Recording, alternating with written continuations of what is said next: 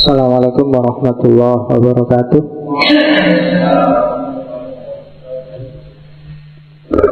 Bismillahirrahmanirrahim. Alhamdulillahirabbil alamin.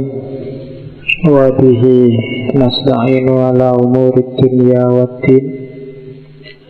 Allahumma shalli wa sallim wa barik ala habibina wa syafi'ina Sayyidina wa maulana Muhammadin wa ala alihi wa ashabihi ajma'in. Amma ba'du. Bismillah, mari kita lanjutkan ngaji filsafat kita. Malam ini kita ketemu dengan beliau Ronggo Warsito.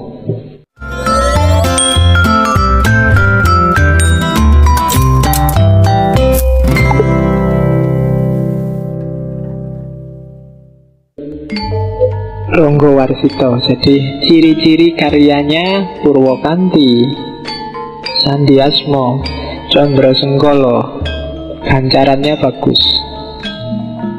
Oke, kita jelajahi. Ada banyak sekali serat. Tak pilih beberapa, dan dari serat itu pun tak potong-potong. Ada yang tak ambil puisinya, ada yang tak ambil ajaran utamanya. Yang ini silahkan dicari bagi yang berminat. Syukur bisa jadi skripsi atau jadi tesis. Serat Pamoring Kawula Gusti. Pamoring Kawula Gusti itu kualitas hubungan antara Tuhan dengan hamba.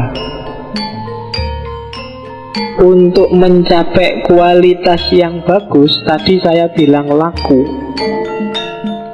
Urutannya laku ada 7 itu. Kalau diserat Pamoring Kawula Gusti, yang pertama topo itu bisa kalian artikan puasa, poso, topo. Yang pertama topo jasmani, yang kedua topo budi, yang ketiga topo hawa nafsu, hawa nafsu bahasa Jawa nih. Yang keempat topo rasa sejati, yang kelima topo sukmo, yang keenam topo cahyo, dan yang ketujuh topo urip. Lakukan 7 topo ini untuk menemukan hakikat. Begitu kamu ketemu hakikat, pasti akan mengalami ma'rifat. Topo jasmani jelas, mengurangi makan, mengurangi minum. Nggak usah takut kurus, nggak apa-apa. Ya, ngurangi bukan tinggal loh ya, dikurangi. Karena selama ini kita sibuk makan, minum, dan tidur. Jasmaninya nggak pernah istirahat, nggak pernah puasa. 1 bulan disuruh puasa itu pun terpaksa kan. Kalau bisa sebaiknya enggak kan gitu. Tapi topolah jasmanimu. Wong ngaji aja masih sempat mikir minum kan kalian. Ya, tapi enggak apa-apa, monggo diminum kalau yang mau minum. Jadi topo jasmani. Yang kedua topo budi. Kalau topo budi itu ya, kalau tadi jasmaninya yang dikendalikan, sekarang akhlaknya. Berakhlak yang baik, yang terpuji, menghindari akhlak yang tercela. Itu topo budi. Puasalah akhlakmu. Tidak usah tanya yang tercela apa saja, yang terpuji apa aja, kamu sudah ngerti kok. Untuk urusan ini sebenarnya orang tidak perlu belajar. Asal pikirannya waras, akalnya jernih dan sehat, pasti ngerti. Iya, kamu tidak usah, Pak, saya belum belajar, Pak, ini filsafat etika dulu baru bisa, Pak. Enggak, wis ngerti. Asal pikiranmu jernih, mesti ngerti kalau bohong itu jelek, kalau curang itu jelek, makan haknya orang lain itu jelek. Nggak harus kalian baca buku tebel-tebel, nggak harus tanya kemana-mana. Tanya aja ke pikiranmu yang jernih, hatimu yang jernih, pasti ketemu. Dan jalankanlah, yang penting cuma itu sebenarnya. Wong kamu sejak MI juga sudah diajari oleh gurumu kan, mana baik mana buruk, tinggal dijalankan. Godaan banyak. Ingin jujur aja godaannya. Wah, kalau jujur nilainya nggak bisa A besok Pak. Itu kan godaan sebenarnya. Dan kamu kalah dengan nilai A, kamu kalah dengan ijazah, kamu kalah dengan pacar. Pacarmu itu nggak usah kamu gombali, mungkin juga masih mau kok. Ngapain batak dibohongi pakai gombal? Iya, jujur aja lah, nggak apa-apa. Pacarmu tanya, "Mas, aku paling cantik nggak?" Kalau paling sih mungkin enggak. Lah kan jujur namanya, yang lebih cantik banyak. Nah, cuma yang mau cuma aku kan gitu. Oke. Lah ya kan jujur kan, kamu sering membiasakan diri tidak jujur sih. Nanti jadi masalah loh. Nanti kalau kamu putus, lu katanya dulu aku paling cantik. Lu enggak, dulu kan aku bilangnya kalau paling cantik enggak. Lah ada yang lebih cantik ya aku ganti no kan gitu. Itu karena jujur, jadi dia enggak terlalu sakit. Kalau kamu bohongi terus yang paling cantik, rame mesti. Oke. Karena kesusahanmu itu biasanya kamu sendiri yang nanam, yang bikin susah. Terus yang ketiga, topo hawa nafsu. Ini pengaruh sufisme Ghazalian sangat tampak, bahwa orang harus mengendalikan 4 jenis nafsu. Aluamah, ya kalau bahasa Arabnya lawamah, amarah, sufiyah, dan mutmainnah. 4-4-nya harus dikendalikan, jangan bablas. Dikendalikan itu bukan berarti dimatikan loh ya. Aluamah itu kalau di Ronggowarsito simbolnya perut, pusatnya ada di perut. Hubungannya sama makan, minum, tidur, dan yang sejenis itu. Kalian tetap harus makan, minum, tidur, tapi jangan bablas. Harus ngerti batas. Jadi aluamah ya, karena nggak ada ini kamu nggak bisa hidup dong. Tetap makan, tetap minum, tapi harus ngerti batasnya. Syukur-syukur sebelum batas sudah berhenti. Nabi bilang berhenti sebelum kenyang, bukan berhenti sebelum kekenyangan. Ya, kalau ada tanda-tanda wah sebentar lagi kenyang ini, berhentilah. Nggak usah tanya alasannya apa, nanti hikmahnya banyak kalau Nabi yang ngomong. Yang kedua, amarah. Amarah itu kalau di Ronggowarsito simbolnya telinga. Marah, angkara murka. Orang harus punya nafsu ini biar ada semangat, gairah, tapi jangan bablas. Kamu harus punya api dalam dirimu.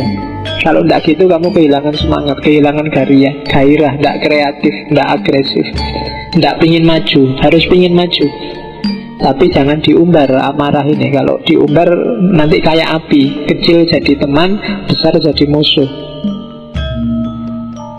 Jadi kendalikan amarahmu. Yang ketiga sufiyah. Sufiyah simbolnya mata. Ini hubungannya sama nafsu seks, gairah natural laki-laki perempuan yang normal. Kadang-kadang yang nggak normal kan ada aja. Ya, semoga di sini nggak ada, semoga normal aja. Apapun yang terjadi lebih enak normal. Ya, nggak usah neko-neko yang aneh-aneh. Jadi sufiyah harus lo ini, jangan kamu bertekad jadi pendeta nggak kawin, eman-eman. Lo ya kan, nggak boleh ada yang, tadi saya bilang nggak boleh ada yang mubadir. Kalau kamu tidak kawin ada yang mubadir nanti. Jadi harus dimanfaatkan, itu anugerahnya Allah. Cuma jangan bablas. Kalau bablas jadi perkara. Kamu harus ngerti batas. Jadi prinsipnya nafsu ini harus ngerti batas. Kapan harus maju, kapan harus mundur. Kamu harus ngerti mana yang boleh ditabrak, mana yang jangan ditabrak. Kalau yang jangan ditabrak kamu tabrak, pasti masalah. Percayalah. Entah besar, entah kecil, entah kapan, pasti akan ada masalah. Jadi nafsu sufiyah simbolnya mata. Saya tidak tahu, mungkin ini karena Ronggo Warsito cerdas luar biasa. Biasanya bablasnya nafsu sufiyah ini karena mata. Ketika matamu tidak terkontrol, apalagi yang tiap hari bukai laptop dan downloadi gambar-gambar dan film-film, itu alamat sudah ya tidak terkendali. Ya paling tidak kamu boros sabun. Iya, tidak apa-apa lah. Oke. Iya. Oke, yang kelima, ya tidak apa-apa. Yang sudah pengalaman diem aja, tidak apa-apa. Yang keempat, nafsu mutmainnah. Mutmainnah ini biasanya nafsu dianggap paling bagus, tapi juga jangan bablas. Orang yang bablas di mutmainnah, dia akan jadi orang yang kasarnya namanya konyol, berkorban untuk orang lain. Dirinya sendiri sengsara, baik pada orang lain, dirinya sendiri susah. Itu bisa bablas ke sana. Baik hati kalau kebablasan juga jelek, tidak mendidik, mencelakakan diri sendiri. Jadi nafsu mutmainnah bagus, tapi juga harus dikontrol. Kalau kamu punya uang 3.000, kalau mau sedekah ya 1.000 saja. Jangan buka dompet dikasih semua. Itu namanya tidak cerdas. Ya kan? Bablas itu namanya sudah. Ya sedekah ya sesuai kemampuan. Zakat aja cuma 2,5%-nya kok malah sedekah dikasih semua. Itu namanya tidak cerdas. Biasanya terus kamu jawab, loh nanti kan balasannya 10 kali lipat. Kamu mau sedekah apa dagang? Lah iya kan? Loh ya kalau kamu dagang mikir balasannya berapa kali lipat. Kalau mau sedekah ya enggak usah mikir balasan dong, harus ikhlas. Sebenarnya ini sangat sederhana, cuma kadang-kadang kamu kok ya masih ketipu. Jadi ya normal-normal aja lah, jangan konyol kalau bahasa ininya. Sedekah ya sedekah, bantu orang ya bantu orang. Kalau ada orang nggak punya rumah, bantulah. Jangan rumahmu dikasihkan, akhirnya kamu yang nggak punya rumah. Ya, jadi itu problem. Jadi itu namanya poso hawa nafsu. Jadi kontrol hawa yang ada dalam dirimu, baik yang di level alwamah, amarah, sufiyah maupun mutmainnah. Terus yang keempat, topo rasa sejati. Ini semacam sering-seringlah memusatkan perhatian pada Allah. Bawalah Allah kemana-mana, dalam kondisi apapun, untuk apapun. Ngaji gini bawalah Allah, ke warung juga bawalah Allah. Perhatianmu harus selalu ada pada dia. Kayak kamu sedang jatuh cinta itu loh. Lagi ngaji kayak gini, pacarku sedang ngapain ya kalau pas tak tinggal. Lagi di mall, wah ini kalau tak beli ini dia mesti pantas, dia mesti bagus. Lagi kuliah, ada yang ngambilin nggak ya tak tinggal kuliah kayak gini ada. Jadi yang di pikiranmu kan dia terus, pacarmu terus. Nah, gantilah pacarmu itu dengan Allah. Sedang apapun saja, fokus perhatianmu hanya pada Allah, hanya pada Tuhan. Itu namanya topo rasa sejati. Rasamu hanya nyambungnya sama Allah. Passionmu kalau bahasanya anak sekarang itu hanya Allah. Yang tidak ada baunya Allah kamu tidak suka. Meskipun mungkin hasratmu mau ke situ, tapi Allah nggak suka yang begitu. Sama kayak kamu mau beli baju, beli jaket, terus kalau aku pakai kayak gini pacarku nggak suka, enggak Itu namanya topo rasa tapi yang sejati. Dan yang sejati hanya Allah. Yang kelima, topo sukmo. Kalau topo sukmo itu membersihkan batin, menjernihkan hati, terus hidup harmonis dengan orang lain dan dengan sesama. Jadi gimana caranya kamu harmonis, tidak menang-menangan, tidak juga jadi kalah-kalahan, tidak zaliman au mazluman, tidak zalim, tidak juga diam saja kalau dizalimi. Hidup yang harmonis. Kita bagian dari alam semesta, tapi juga jadi khalifahnya alam semesta, menyeimbangkan kedudukan sebagai hambanya Allah, tapi juga sekaligus wakilnya Allah di muka bumi. Itu topo sukmo. Jadi hidup yang seimbang. Kita hamba sekaligus penguasa di level kita, karena kita wakilnya Allah. Jadi tulus ikhlas, batin jernih, harmonis. Yang keenam, topo cahyo. Ini levelnya lebih tinggi lagi. Begitu nyampe di level topo cahyo, semua kilauan dunia sudah nggak nyantol lagi di batin kita, saking cintanya kita sama Allah. Jadi segala cahaya duniawi tidak lagi menarik buat kita. Satu-satunya yang menarik hanya Allah. Dan puncaknya adalah topo urip. Ketika hidup kita 100% sepenuhnya kita pasrahkan pada Allah. Bahkan di level beberapa sufi yang filosofis sampai aku hilang, yang ada hanya Allah. Sehingga kadang-kadang tercetus satu khat, ana al-haq, akulah Allah, karena aku yang manusia itu sebenarnya tidak ada. Aku ada itu tidak ada, yang ada aku Allah. Dan itu level paling tinggi, namanya topo urip. Semakin tinggi kualitas kita, ya pamor ring kawula Gusti semakin bercahaya. Pamor itu kan semacam ada cahayanya. Semakin level kita naik, ya semakin cahayanya terang. Jadi kalau kita hanya bisa topo jasmani, ya cahayanya mungkin tidak terlalu terang. Topo budi lebih terang, topo hawa nafsu lebih terang lagi, terus sampai level paling puncak topo urip. Ketika topo urip, yang tersisa hanya cahayanya saja. Nah, itu serat pamoring kawulo Gusti.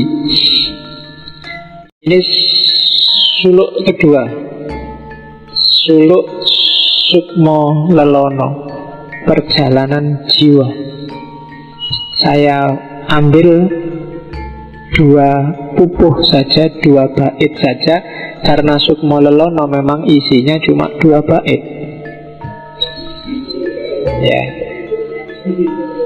itu yang pertama. Mau tak baca Jawanya, cuma kuatire kamu tidak paham. Langsung Indonesia ya. Ya punapa yen wis kakekat estu lajeng sarengat itu syariat ya. Meskipun nanti kalau di Gadoloco itu dilecehkan habis-habisan. Sarengat itu bukan syariat, tapi nek sari jengat. Iya, serius ini aku tidak bohong. Coba dibuka kitabnya Gadoloco itu, bahwa sarengat itu nek sari jengat. Oke, ya. Yen saking pamanggih ulun tan wonten kang tinilar, jir muktamad ing hadis ugi kasebut kat tanpa sarengat batal, sarak tanpa kat tan dadi. Ini sindirannya Ronggo Warsito pada kelompok batiniah yang tidak mau syariat. Apa kalau sudah hakikat lalu syariatnya ditinggal?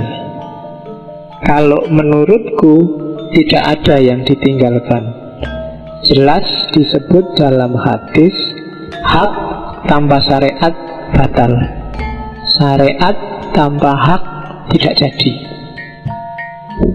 Jadi ini pelajaran dari Ronggo Warsito bahwa sedalam apapun ilmu batin kita, syariatnya nggak boleh ditinggal. Sholat, wirid, zakat, puasa yang nggak boleh ditinggal. Kamu nggak boleh makomku kan wis dhuwur, nggak butuh sholat lagi. Ronggo Warsito aja yang ahli kebatinan sampai puncak juga bilang syariat nggak boleh ditinggal, nggak boleh batin saja. harus ada lahirnya. Bahkan tidak cuma syariat dan hakikat, levelnya 4. Jadi paran Gusti yen kapisah temah mangke kakalihira sisik kang lempeng taksih ing kawruh sakawanira tunggal ngelmuning hiyang sarengat miyang torekot kakekat miwah makrifat punika kamil abdoli. Jadi menuju Tuhan, jika terpisah keduanya, syariat dan hakikat terpisah, malah akan kehilangan keduanya. Yang syariat saja atau yang hakikat saja sama-sama nggak akan dapat apa-apa. Kamu yang syariat saja tanpa hakikat, itu formalitas, ibadahmu kayak orang olahraga. Kalau kamu hakikat saja tanpa syariat, itu sama kamu tiap hari apel, tiap hari SMS, tapi tidak jatuh cinta. Nggak ada gunanya. Jadi jangan syariat saja tanpa hakikat, jangan hakikat saja tanpa syariat. Yang benar masih harus diketahui, penyatuan 4 perkara. Jadi sebenarnya ada 4, nggak cuma syariat sama hakikat. Ilmu syariat dan hakikat, dan torekot, hakikat dan makrifat, itu baru sempurna. Tidak cuma 2 tapi 4. Syariat, torekot, hakikat, makrifat. Jadi orang yang menjalankan syariat harus ngerti torekotnya. Torekot itu jalannya, metodenya. Kalau syariat dan torekotnya sudah benar, dia akan nyampe ke hakikat. Kalau dia sudah paham hakikat, maka dia akan makrifat, terbuka kunci pengetahuan semuanya. Itu yang di Jawa disebut ngerti ilmu kasunyatan, hakikat kenyataan yang sejati, bukan yang palsu yang hanya tampil di depan mata. Jadi syariat itu fisiknya, torekot itu metodenya, hakikat itu temuannya, makrifat itu kesimpulannya. Kalau itu penelitian. Jadi syariat, torekot. Pak, kalau syariat tanpa torekot itu teori, ya kan? Torekot itu kan kayak lagu tadi. Torekot saya ikut gaya Syafi'i, Pak. Kalau kamu cuma apalan teorinya Syafi'i, itu baru syariat. Ketika kamu jalankan, torekot itu kan dari kata-kata turuk, torik, jalan. Itulah torekot. Kalau jalanmu benar, kamu akan dapat pencerahan, hakikat. Ketika kamu nyampe hakikat ini, kamu dapat dampak implikasi. Kalau di tasawuf namanya dapat akhwal, anugerah dari Allah namanya makrifat. Jadi syariat, torekot, hakikat, makrifat. Syariat itu lautnya, torekot kapalnya, hakikat itu maksud perjalanannya, makrifat itu kamu sudah nyampe di pelabuhan. Oke, jadi dalam Islam, meskipun ini kebatinan, syariat, torekot, hakikat, makrifat, semuanya jalan. Oke, terus ini saya harus agak cepat-cepat, masih banyak materinya. Serat paling terkenal, serat Kolotidho. Kalau di Joyoboyo, di Jongko Joyoboyo itu sebutannya bukan Kolotidho tapi Kolobendu. Kolobendu itu berarti zaman ketika banyak bencana. Kalau Kolotidho, Tidho itu keraguan. Zaman ketika benar salah tidak jelas, itu Kolotidho. Mungkin kayak hari ini kan Kolotidho. Sing bener mana, yang salah mana kita tidak jelas. Zaman SBY kemarin banyak sekali bencana, itu zaman Kolobendu. Saya tidak tahu, harusnya siklusnya itu habis kalau bendu, kalau subuh. Tapi kok habis kalau bendu, kalau tidur. Indonesia ritmenya sudah agak rusak. Harus ada yang memperbaiki roda tadi. Kalau enggak kita dari kalau tidur ketemu kalau bendu, terus ketemu kalau yugo, susah terus, tidak ada ketemunya. Coba dilihat bahasanya Ronggo Warsito. Ratu Utomo, patihe patih linuwe, pranayaka Tyas Raharja, panekare becik-becik parandene tan dadi paliasing kala bendu, mandar mangkin andadara, rubeda angribeti, beda-beda ardaning wong sak negara. Negara sebenarnya aparatnya luar biasa. Rajanya itu raja yang utama, kualitasnya luar biasa. Kurang apa Jokowi. Iya. Patihnya juga, patih linuwih, patihnya sangat berkualitas. Mbuh patih iki sapa? Jokowi apa Setyo Novanto apa sapa lah. Itu kan orang berkualitas semua, doktor KB, ada yang profesor. Semua anak buahnya baik, menteri-menterinya, staf-stafnya. Coba dicek, tidak ada orang bodoh sama sekali. Namun segalanya tidak menjadi penawar kolo bendu. Adanya mereka yang dahsyat semua itu tidak jadi sebab hilangnya segala kerumitan. Bahkan semakin berkembang, bahkan jadi sumber masalah. Karena kadang-kadang wong pinter itu bisa jadi sumber solusi, sok-sok juga jadi sumber masalah. Kalau nggak percaya, coba kamu punya organisasi terus rapat. Kalau pengurus organisasi pinter semua, rapatnya mesti suwi. Semua usul nggak selesai-selesai. Akhirnya keputusannya rapat ditunda untuk rapat berikutnya. Jadi rapat lama-lama kesimpulannya untuk rapat lagi. Kadang-kadang enak sing bodoh-bodoh menawa diajak opo wae manut. Gini ya. Iya, pinter ki malah nyusai. Kerepotan makin menjadi lain orang, lain perilaku anggarannya. Yang mahasiswa punya anggarannya sendiri, yang dosen punya anggara murkanya sendiri, yang buruh punya anggara murkanya sendiri. Jadi kejahatan ada levelnya sendiri-sendiri. Kejahatan level menteri, kejahatan level ketua DPR, kejahatan level wapres, kejahatan level mahasiswa. Semua punya gaya sendiri untuk anggara murka. Itu zaman kalau tidur.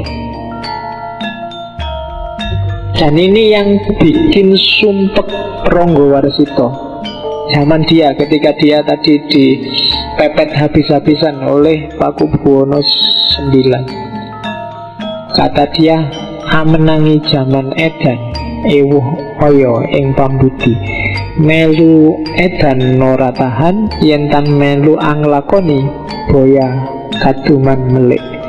Kaliren wekasanipun, bilalah karsa Allah, beja-bejane wong kang lali, luwih bejo kang eling lan waspada. Ini bait yang paling terkenal dari Ronggo Warsito. Mengalami zaman edan memang serba repot. Ikut edan tidak sanggup. Kalau tidak ikut, tidak mendapat apapun juga. Bahkan bisa kelaparan. Namun sudah menjadi kehendak Tuhan. Betapapun untungnya, bagaimanapun beruntung orang yang lupa, lebih beruntung orang yang senantiasa ingat dan waspada. Ini pujangga yang bisa kayak gini. Kalau kita agak susah. Kalau kita nggak korupsi karena nggak ada kesempatannya. Ya. Jadi Ronggo Warsito mengeluh, zaman edan, kalau saya nggak ikut edan, nggak kebagian apa-apa. Tapi kalau saya ikut edan, nggak tahan aku. Kalau aku nggak korupsi, terkucil aku. Tapi nek aku korupsi, nggak kuat. Kalau kita kan enggak. Kalau kita enggak korupsi, terkucil lagi karena enggak ada kesempatannya. Kalau dapat kesempatan, ngalah-ngalahi yang kemarin korupsi. Jadi zaman edan bagi orang baik-baik pakai bait ini. Bagi para pujangga yang jernih, dia pakai bait ini. Saya tidak tahu kalian layak nggak pakai bait ini, karena biasanya ganjelannya yang bagian itu tadi, melu edan ora tahan. Ya kan, opo yo kalau kalian ikut edan tidak tahan. Jangan-jangan DNA-nya sudah DNA edan. Ketika tidak edan kamu nggak kuat, harus edan. Nah, kalau para pujangga alasannya tidak kuat aku. Jadi ya iso wae dia ikut edan, tapi tidak kuat saya edan. Tapi kalau tidak ikut kok ya tidak dapat jatah apa-apa, terpinggirkan. Tapi sudahlah, ikut sesuai kehendaknya Allah. Karena sesuai kehendaknya Allah itu, seuntung apapun orang yang edan, pasti lebih untung orang yang ingat dan waspada. Itu penjelasannya panjang lebar di banyak buku ada. Kontekstualkan dengan hidupmu sehari-hari. Jadi enak-enaknya kamu nakal ngedan, lebih enak kalau kamu ingat dan waspada. Oke, terus ini nasihatnya. Gimana sih kalau di zaman edan itu? Ini sebenarnya bukan terusannya, tak potong-potong baitnya, tak ambil yang pas. Sak kadare linakonan mung tumindak moro ati anggertan dadi perkara. Karono riwayat muni ikhtiariku yekti pamilihing reh rahayu sinambi budidaya kanthi awas lan eling kanthi kaesti antuo parmaning sukmo. Lah terus kalau zaman rusak kayak gini kita harus gimana? Diem aja, pasif, ngelawan juga mesti kalah, kita kalah power. Katanya Romo Wasito, ya sudahlah, jalani saja sekedarnya, sak isamu, sak mampumu. Sekedar menghibur hati, menjalankan tanggung jawab, asal tidak menimbulkan persoalan. Lakukan aja sejauh yang jadi tugasmu. Jangan aneh-aneh. Karena ada riwayat mengatakan ikhtiar itu wajib. Jangan diem aja, kamu juga harus kerja. Yang PNS, yang mahasiswa, apalagi mahasiswa negeri, kalau dipikir-pikir kan mahasiswa negeri itu disubsidi oleh pemerintah. Subsidi pemerintah itu dari pajaknya rakyat sengsara, dan itu sudah mungkin dikorupsi di mana-mana, dipotong, disunati di mana-mana. Kita ada dalam sistem yang rusak inilah. Terus piye? Apa ndak kuliah aja? Apa ndak usah kerja aja? Susah aku ndak boleh jadi dosen aja misalnya. Terus mau ngapain? Katanya Romo Wasito, ya sudahlah, jalani aja kewajibanmu apa adanya, asal jangan bikin yang aneh-aneh yang nambah persoalan. Ikhtiar itu wajib, namun juga harus milih jalan yang baik. Kamu juga jangan ikut ngedan dan ikut rusak. Sambil berupaya, tapi juga harus awas dan waspada. Jangan sampai ikut tenggelam dalam arus keedanan tadi. Kuncinya di situ. Jangan pasif, tapi juga jangan ikut edan. Lakukan tugasmu. Mahasiswa tugasnya belajar, ya belajar yang baik. Yang dosen ngajar sesuai kapasitasnya. Jangan ikut-ikutan edan, sehingga akhirnya kita bisa dapat berkah dari Allah. Itu serat Kolotidro. Ini sama, serat Sabto Jati, isinya mirip. Zaman rusak. Jadi bagi yang bijaksana sangat gelisah dalam hidupnya. Kalau dia meniru, hidupnya menderita.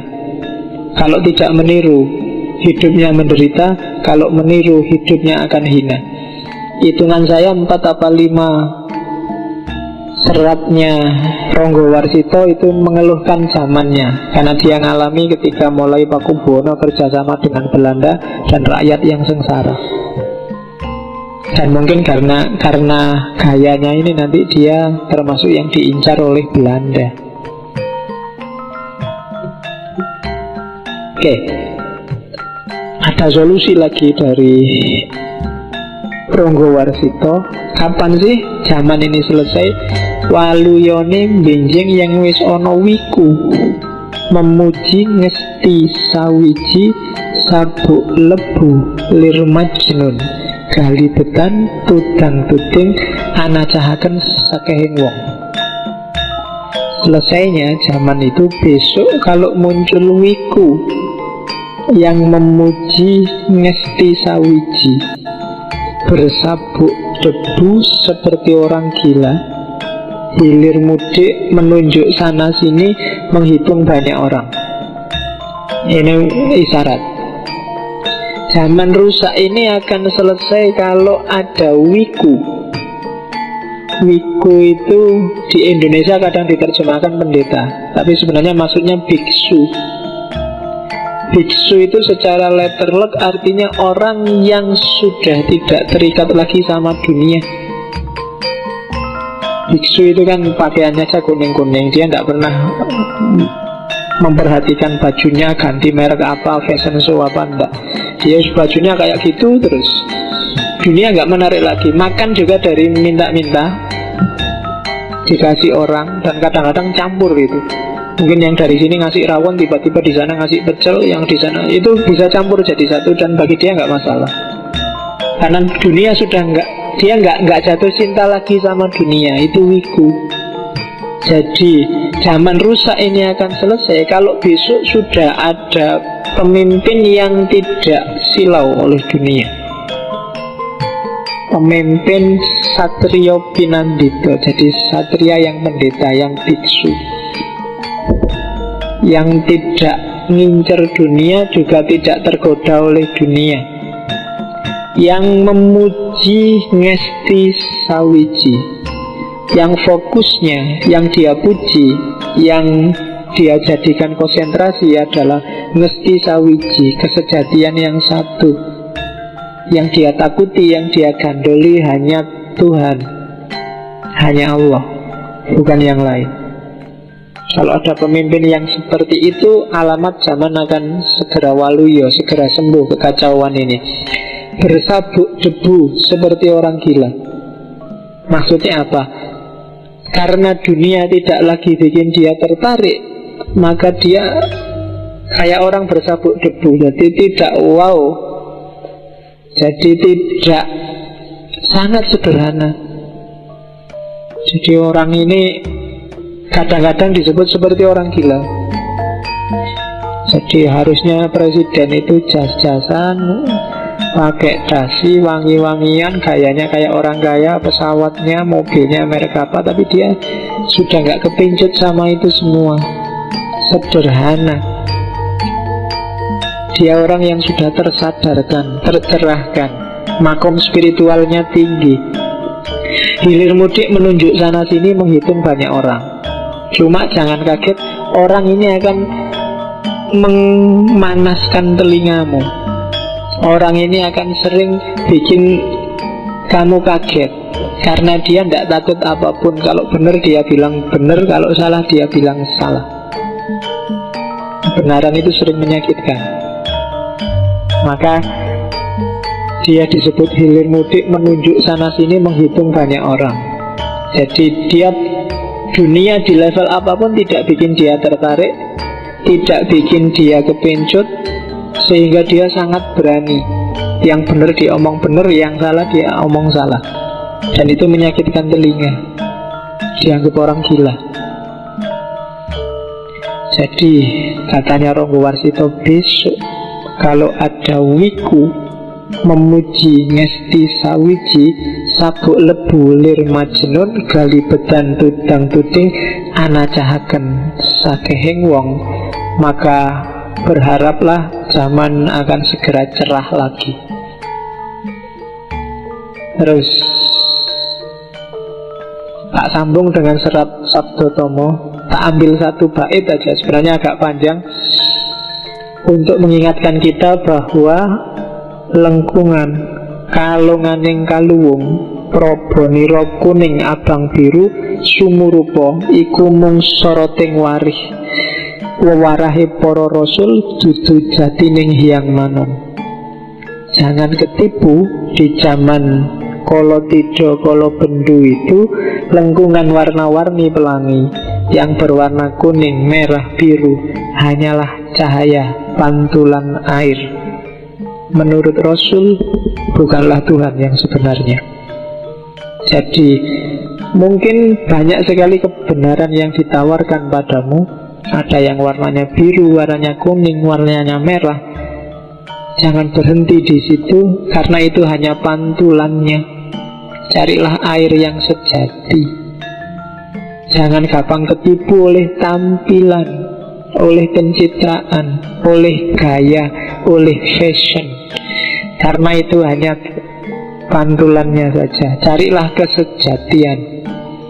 Itu Surat Sabdo Tomo. Dan sebagaimana katanya Rasul, semua yang palsu itu bukan Tuhan yang sebenarnya. Tuhan yang sebenarnya ada dalam kesejatian. Itu Surat Sabdo Tomo.